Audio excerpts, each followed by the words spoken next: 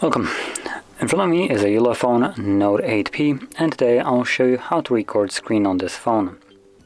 And to get started, you want to pull down the notification panel, expand it, and tap on this pencil where you will find the Adobe Captive or Captivate, which is the equivalent of a screen recorder here. So what you want to do is basically grab it, drag it over, drop it, and you should now have it as a toggle right here.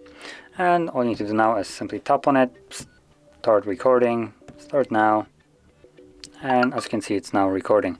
So whatever you will do right now will be recorded, and once you're done with it, simply click on the square right here, stop it, and this will save the recording to your gallery application.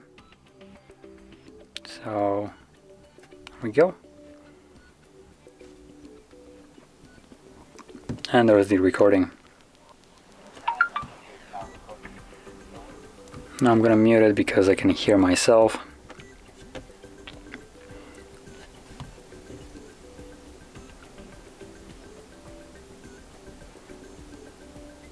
So there we go, that's the recording. So if you found the video helpful, don't forget to hit like, subscribe, and thanks for watching.